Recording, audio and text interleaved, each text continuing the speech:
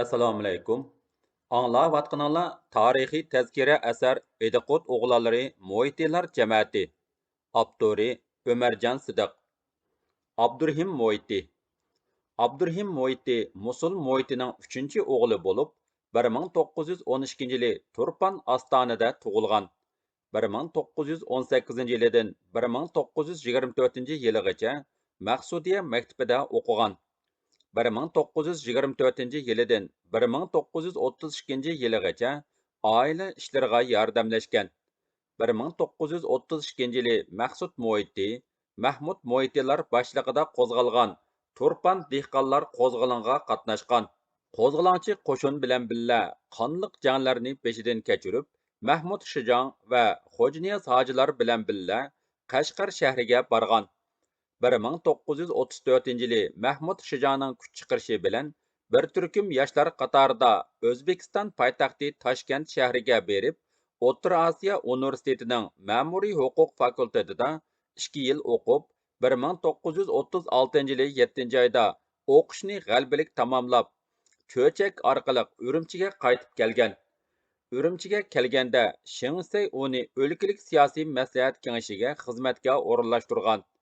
Abdurhim Mo'yti o'lkalik siyosiy maslahat kengashida xizmat ishlagan mezgilida haqqoniyatni yoqalab, vatanparvar kuchlar bilan bir safda turib, vatanparvarlik birlik sepini zo'raytish, aksiyachilarga qarshi turish jihatlarida aktiv xizmat qilgan. 1939-yili 4-oyning oxirida Shingsey tarafidan turmaga qamalgan. Turmada G'ani Batur bilan bir mezgil bir kamerda yotgan. 1944-yili turmadan chiqib, ona yurti Turpan Ostoniga qaytib kelib, oilasining dehqonchilik ishlarini boshqargan. 1947-yili aksi Abdurahmon Mo'yti boshchiligida Turpan dehqonlar qo'zg'olonga aktiv ovoz qo'shib, Singim eg'izida ilib berilgan keskin jangga qatnashgan. Qo'zg'olon mag'lub bo'lgandan keyin partizanlar bilan birlikda yo'l bo'yi qonliq janglarni qilib, 1947-yili 8-oyda shu chog'dagi Shinjang milliy inqilobining markazi bo'lgan 3 viloyat tavasiga yetib berib, milliy armiya jangchisi bo'lgan.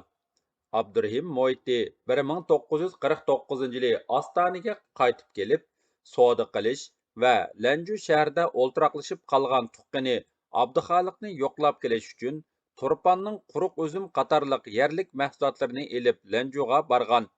Bu dal Jungu Xalq Ozodlik armiyasining Shinjongga yurish qilg'uchi qismlari Lanjuga yetib kelgan chog' bo'lib, buningdan xushal bo'lgan Abdurhim Mo'yti 2 mashina, taxminan 7 tonna quruq uzumni ozodlik armiya jangchilaridan hol so'rab taqdim qilgan. 1951-yilining oxirigacha Lanju shahrida o'ltiraqlashib qolgan. 1952-yili atiyozda Turpan Ostoniga qaytib kelgan.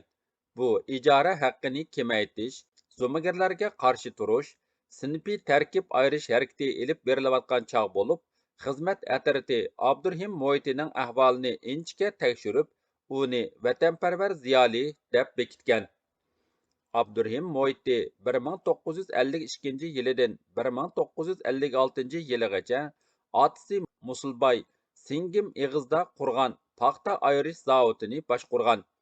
1956-yili Sayfiddin Azizi va Abdurahmon Mo'yitilar Turpanga xizmatga kelganda, Singim Eg'izidagi Musulboy paxta zavodiga berib, Abdurhim Mo'yitini alohida yo'qlab hol so'rgan. Bu dal savdo sanoatni sotsialistik o'zgartirish xizmati qanot yaydirilgan chog' edi. Abdurahmon Mo'yti Abdurhim Mo'yitiga paxta zavodini hukumatning shirkatlariga pay qilib qo'shish taklifini bergan. Abdurhim Mo'yti buni xushallik bilan qabul qilgan. Shu chog'dagi Ostona, Qarg'o'ja yezalari bo'yicha eng cho'ng hisoblanadigan bu paxta pishiqlab ishlash zavodi 5000 pay baholanib, shirkatga qo'shitilgan. Abdurhim Mo'yti shirkat komitetining a'zosi bo'lib ishlagan. 1958-yili Sol Lushanning ziyonkashligiga uchrab, shirkatdan bo'shatilgan. 1958-yilning oxirlari Abdurhim Mo'yti tuqqan yo'qlash uchun Urumchiga borganda Sayfiddin Azizi bilan uchrashib qolgan. Abdurhim Mo'ytining ziyonkashlikka uchrab, ishsiz qolganligini uqqan Sayfiddin Azizi Uni Urumchi shaharlik yezigilik mashinalari shirkatining mal setish magaziniga prikazchilikqa o'rinlashtirib qo'ygan. U bu xizmatni kichik ko'rmay, bajonidil ishlab, o'zining qizg'inligi, xizmatdagi mas'uliyatchanligi va a'lo mulozimati bilan xizmatdoshlarining hurmatiga erishgan. 1962 yildagi apparatlarni ixchamlash, kadrlarni tuvanga tushirish to'lqinida ish o'rnidan ayrilib, ana yurti Turpan Ostoniga qaytib kelgan. U Ostonada ishlab chiqarish amgakiga qatnashish bilan birga, otasi Musulboy vaqtida barpo qilgan cho'ng bog' deb ataladigan bog'ga ko'chib berib, bog'ni asliga keltirish, yangi mevalik daraxtlarni o'stirish qatorliq amgaklar bilan shug'ullangan. 1972 yılı 7. ayda revmatizm kesili bilan Ostonada vafot bo'lgan. Uning jasadi Avat qabristonligiga dafn qilingan. Anvar Mohiti Anvar Mohiti Maqsud Mohitining cho'ng o'g'li bo'lib, 1916 yılı Turpan Ostonining G'ojam oldi mahallasida dunyoga kelgan. 1916 yilidan 1923 yiligacha oila tarbiyasida bo'lgan. 1923 yilidan 1928 yiligacha Ostonadagi otasi ochgan Maqsudiya maktabida, 1928 yilidan 1930 yiligacha diniy maktabda o'qigan. Anvar Mohiti kichkidan boshlab nihoyatda o'tkir fikrlik, ziyrak cho'ng bo'lgan bo'lib, otasi Maqsud Mohiti uyushtirgan har xil suhbatlarga qatnashib, bilim egilashga bo'lgan ishtiyoqi kunsari kuchaygan. Shunga Maqsud Mohiti bu o'g'lini 1931 yili Tianjinga o'qishga mangdirgan. Vaqtga qarshi u Lanjuga borganda Majonying tarafidan tutib qilinib, ilib mangan xarajatlari tortib olinib, Şinjan'a qaytib kelishga majbur bo'lgan.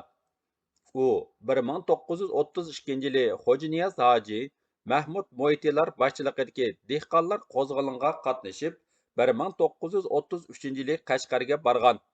1934 yili birinchi qarorliq chet elga chiqib o'qiydigan yoshlar bilan O'zbekiston poytaxti Toshkentga berib, O'rta Osiyo universitetining ma'muriy huquq fakultetida o'qigan. 1936 yili kuzda o'qish bitirib vatanga qaytib kelib, Urumchi shaharlik 6 o'rta maktabda o'qituvchilik qilgan. 1939 yili kuzda xoinlarning avlodi degan batnom bilan Shenstay tarafidan turmaga tashlangan. 1940 yili 24 yoshida turmada qiynab o'ldirilgan. Abdurashid Mohiti Abdurashid Maqsud Mohitining ikkinchi o'g'li bo'lib, 1918 yili Turpan Ostonining G'ojam oldi mahallasida tug'ilgan. 1925 yilidan 1930 yiligacha Ostonadagi otasi ochgan Maqsudiya maktabida o'qigan. 1933 yili amdila 15 yoshga kirgan Abdurashid Xo'janiyaz Hoji Mahmud Mo'ytilarning qo'shiniga qatnashib, Qashqarga borgan. 1935 yili kuzda ikkinchi qarorliq Toshkentga berib o'qiydigan yoshlar bilan O'zbekiston poytaxti Toshkentga berib, O'rta Osiyo universitetining ma'muriy huquq fakultetida o'qigan. 1937 yili 7 oyda o'qish bitirib cho'chak orqali Urumchiga qaytib kelgan ham Urumchi 6 o'rta maktabda o'qituvchilik qilgan. 1938 yili 10 oyda xoinlarning avlodi degan nom bilan turmaga tashlangan. 1939 yili Abdurashid ig'ir kasal bo'lib qolganlikdan turmadan qo'yib berilgan. U turmadan chiqqandan keyin yurti Turpan Ostoniga qaytib kelgan. Dal shu chog'da Ostonada o'qituvchi tarbiyalash kursi ichilayotgan bo'lib, u o'zining kasalligiga qaramay kursga kelib dars o'tib bergan. Kursantlar uning mo'l bilimi asosida so'zlagan darslarini obdan o'zlashtirgan va zo'r ilhom olgan. Abdurashidning ig'ir kasal turibmi dars munberiga chiqib dars so'zlashi o'qituvchi o'quvchilarni cho'nqur ta'sirlantirgan. 1940 yili 2 oyda uning kasali ig'irlab, Ostonada 22 yoshida vafot bo'lgan. Uning jasadi Turpan Ostonidagi Hazrati Alpatta G'ojam mozorining Mo'ytilar qabristonligiga dafn qilingan. İbrahim Moiti, Maqsud Moitining o'g'li. 1924-yili Turpan Ostonada tug'ilgan. 1933-yili otasi Maqsud Moiti Lukchundagi jangda qazo qilgandan keyin kichik otasi Mahmud Moiti uni o'zining o'g'illari bilan birga Qashqarga elib ketgan. İbrahim Moiti dastlabda Qashqar Yumloq shahariga joylashgan harbiy shtabning ichidagi boshlang'ich maktabda, keyin O'rdaldi maktabda o'qigan. Mahmud Moiti uni akamning tavarruk o'g'li deb nihoyatda e'tiborlab tarbiyalagan. İbrahim Moiti 1936-yili urug' tuqqanlari bilan Turpanga qaytib kelgan va oila ishlariga yordamlashgach, uyida o'qishni davomlashtirgan. 1947-yili Navra aksi Abdurahman Moiti Singim eg'izida Gomindanga qarshi qo'zg'olon ko'targanda, umu qo'lga qurol elib inqilobga qatnashgan. Qo'zg'olon mag'lub bo'lgandan keyin Abdurahman Moitiga agishib, G'uljiga qarab yo'lga chiqqan. Ular o'rtang eg'izidan o'tib, Yulduz yayloqlariga kelganda, miltiq o'qidan otlari o'rkib ketib, İbrahim Moiti, Abliz Moiti, Mahmud Moitining kichik o'g'li, Abdulla Moiti, Gusul Moitining o'g'li qatorliqlar to'pdan ayrilib qolgan. Ular amalsiz esil kiyimlarini qozoq molchilarga tegishib, otlarini eshakka almashtirib, Turpanga qaytib kelgan. Abliz Moiti bilan Abdulla Moiti shpionlarning chiqib qo'yishi bilan Turpan Chigibulaqda Gomindang askarlarining qo'liga tushib qolib, Singim eg'izda vahshiylarcha urib o'ldirilgan. İbrahim Moiti karizlarning tashmisida kimir uylarda bir mezgil panohlangandan keyin Gomindangning bir pochta mashina shofiriga 10 nechsar oltinni para berib, pochta mashinasi bilan Urumchiga chiqib olgan. Burhan Shahidi Urumchida İbrahim Moitining ahvolini uqqandan keyin uni do'stimning o'g'li deb panohiga ilib, o'ziga kotib qilib ishlatgan. İbrahim Moiti 1948-yili Uch viloyat inqilobining ta'siri bilan qurilgan inqilobiy tashkilot Xalqchil yoshlar tashkilotiga a'zo bo'lib kirgan. Jungo Kommunistik partiyasining vakili Deng Lichun Sovet ittifoqidan yoshirin holda Urumchiga kelib, yer osti xizmati bilan shug'ullanganda İbrahim Moiti hayotining xavfga uchrashiga qaramay, uningga aloqachi bo'lib ishlagan. Deng Lichun yoshirinib turgan joyga tomoq to'shib berish bilan birga kechasi chiqib ko'chalarga tashviq varaqlarini choplab, inqilobiy ideyalarni tashviq qilgan. 1949-yili Shinjang tinchlik bilan ozod bo'lib, Jungo Xalq ozodlik armiyasining 1-dala armiyasi Wang Jinning boshchiligida Urumchiga kirganda, İbrahim Moiti yoshlar vakili bo'lib, Ulanbayga chiqib, ularni kutib olgan. Tankining ustiga chiqib, fasohatlik nutq so'zlab, ko'pchilikning qizg'in olqishiga erishgan. Ozodlikdan keyin İbrahim Moiti Shinjang Darülfünunning, hozirgi Shinjang universiteti ilmiy bo'limida ishladi. 1953-yili Beyjingdagi Xalq universitetiga bilim oshirishga berib, iqtisod, statistika kasbi bo'yicha 4 yil o'qidi. Beyjingdan qaytib kelgandan keyin Shinjang universitetidagi xizmatini davomlashtirdi. 1965-yili madaniyat zo'r inqilobi boshlanganda to'rdan tushib qolgan pomeshchik qora gezanda deb tartib chiqarilib 10 yilga yaqin azob chekdi. Bu jarayonda u maktabda parvoyga o't qoldi, tomchilik, yog'ochchilik qildi, ig'ir jismoniy emgakka silinib, erkinlikdan, so'zlash huquqidan mahrum qilindi. 1981-yili siyosat amaliylashganda uning xizmati asliga keltirilib, Shinjang universitetining o'qitishni elektrlashtirish bo'limida bo'lim boshlig'i bo'ldi. 1985-yili dam olishga chiqdi. Ma'rifatparvar zot Maqsud Moitining hayot yashayotgan, uning ruhiga varislik qilgan birdan-bir o'g'li, peshqadam ziyoli İbrahim Moiti 80 yillik umr musofasida bir qancha davrni beshidan kechirib, o'qlar vijildab uchib turgan jang maydonlarida qahramonlik ko'rsatib, kommunistik ideyani tashviq qilib, xalqning ozodligi uchun munosib tuhfa qo'shdi. Nahaq qaralinib, ko'p yil xo'rliq tartgan bo'lsa-mu, e'tiqodini qilcha suslashtirmay, yosh avlodlarni tarbiyalashga yurak qinini sarf qildi. Otasi Maqsud Moiti haqida əslama maqolalarni yozib, tədqiqatçılarni surat, materiallar bilan ta'minlab, ayni davr tarixining o'ngishliq ilmiy yo'ritilishiga hassa qo'shdi. Biz vujudida ulug' zot Maqsud Moitining qini va ruhi jo'shqinlab turgan bu hurmatlik mo'ysifutga yanimi uzun umr tilaymiz. Ablimit Moiti Ablimit Moiti Mahmud Shijoning cho'ng o'g'li bo'lib, 1912-yili Turpan Ostonining G'ojam oldi mahallasida tug'ilgan. 1919-yilidan 1924-yilgacha Maqsudiya maktabida o'qigan. Boshlang'ich maktabni bitirgandan keyin 1926-yilgacha diniy maktabda o'qigan. U Xo'janiyaz hoji Mahmud Mo'ytilarga ergishib 1933-yili qadimiy shahar Qashqarga borgan. 1934-yili chet elga chiqib o'qiydigan birinchi qaror yoshlar bilan O'zbekiston poytaxtidagi O'rta Osiyo universitetining ma'muriy huquq fakultetiga o'qishga kirgan.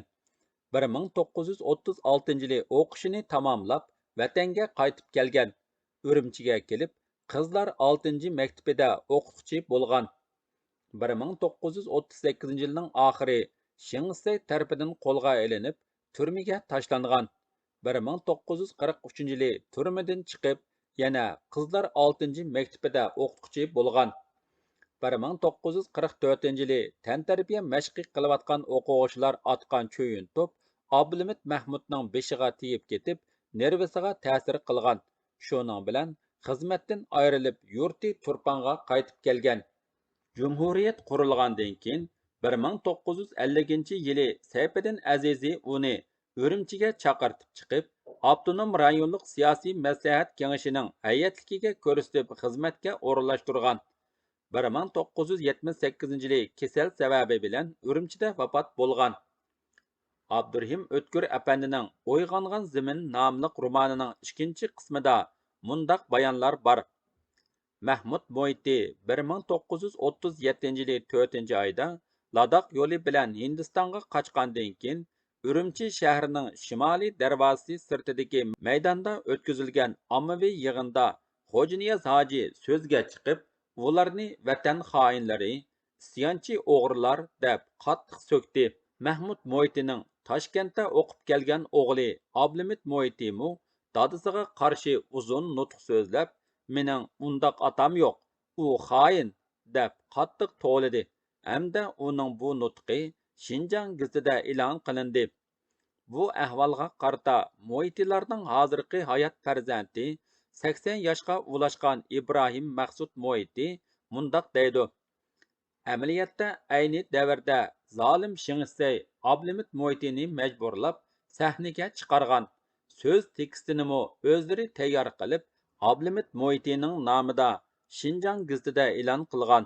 Shunga bu ish o'tib ketgandan keyin ko'p o'tmayla, ya'ni 1938-yili nayronvozlikning pash bo'lib qilishidan ansirab, Ablimit Moitini turmaga tashlagan va uni turmada qattiq qiynab, as hushini bilolmaydigan holga tushirib qo'ygan. Shundan keyin Ablimit Moitining nervisi buzilib, Ostonaga qaytib kelgan. Abdumejid Moiti Abdumejid Moiti Mahmud Moitining o'g'li. U 1930-yili 12-oyda Turpan Ostonada tug'ilgan. 1938-yilidan 1942-yilgacha Urumchi va G'uljida boshlang'ich maktabda, 1948-yilidan 1949-yilgacha Eli Ahmadjon nomidagi Darul Mualliminning moliya buxgalterlik kasbida, 1951-yilidan 1953-yilgacha Şinjan institutining Fizimat fakultetida o'qigan. 1947-yili amdila 17 yoshga kirgan Abdumejid Moiti navrakisi Abdurahmon Moiti boshlig'ida Singim Ig'izda ko'tarilgan yoshlar inqilobiga qatnashgan va Abdurahmon Moitilar bilan birga G'uljiga ketgan. 1953-yili 7-oydan 1956-yilgacha Urumchi ishchi dehqon tez bitirish maktabida, 1956 yılı 10. aydan 1978 yılgacha Ürümçi Tecrübe O'rta Mektebi'de, 1978 yılıdan 1991 yılı dam olishga chiqqaniga qadar Şinjan Radio Televiziya Pedagogika Universitetida o'qituvchi, matematika kafedrasining boshlig'i bo'lgan. 1998 yılı 8 ayda yurak keseli bilan 68 yoshida olamdan o'tgan. Abdumajid Moiti barliqini xalqning ma'rif ishlariga beg'ishlagan, ko'zga ko'ringan ma'rifchi, yaxshi ustoz bo'lib, u bir umr yurak qinini sarf qilib, partiyaning ma'rif ishlarini rivojlantirish, avlodlarni yaramliq qilib tarbiyalash yo'lida ardim taldim demay ishlagan. Hayot yo'lida uchirgan turli jafo mushaqqatlarni yengib, ilm ma'rifat musofasida cho'nqur izlanib, astoydil ishlab, keng xalqning hurmatiga sazovor bo'lgan. Moitilarning farzandlaridan yana Qosim Musul Moiti, Qosimboy 1938 yılı Şengsayning turmasida 45 yoshida o'ldirilgan. Abliz Mahmud Moiti, Abdullah Gusul Moiti qatorliqlar 1947 yılı Abdurrahman Moiti boshchiligidagi Turpan dehqonlar qo'zg'oloni mag'lub bo'lganda, Gomindangchilar tarafidan qo'zg'olonchilarning pushti deb qaralib, 20 yosh atrofida o'ldirilgan. Demak, Moitilar farzandlarining ko'pinchisi xalqning ozodligi uchun jang maydonlarida, turmalarda hayotidan ayrilgan. Bir qismi qorong'u kameralarda ig'ir qiynoq azobini boshdan kechirgan. Bir qismi surgun qilingan, ta'qib ostiga ilingan. Eng ichinishli, ozodlikdan keyin madaniyat inqilobi mezgilida Moitilarning farzandlari yana bir qatim zarbiga uchrab, turmalarga tashlangan, ig'ir jismoniy emgaklarga silingan. Yer, kariz, uy makonlari butunlay musodara qilinib, ishsiz, makonsiz qolgan. Bir qismi ig'ir ruhiy besimdan, nervisidan odishib qolgan. Faqat madaniyat zo'r inqilobi oxirlashgandan keyinla ularga kiygizilgan qalpoqlar ilib tashlanib, kishilik huquqi asliga keltirilgan. Shuningdan keyin Moitilarning hayot varislari ajdodlarining ruhiga varislik qilib, Şinjanning qurilish ishlariga zo'r tuhfalarni qo'shgan. Bu yerda sahifa ehtiyoji tufaylidan faqat ish faoliyatlari bir qadar ma'lumliq, gavdalik bo'lganlari tunishtirildi. Kitabımızın baş qismida qayd qilib o'tganimizdek, Turpan ostonadagi Mo'min akaning Muhit, Mo'min ismli o'g'illari bo'lgan. Muhit akaning biz yuqorida tunishtirib o'tgan Musul, Maqsud, Mahmud, Gusul qatorliq farzandlari, Mo'min akaningmi yana Maqsud, Tömür qatorliq o'g'illari bo'lgan.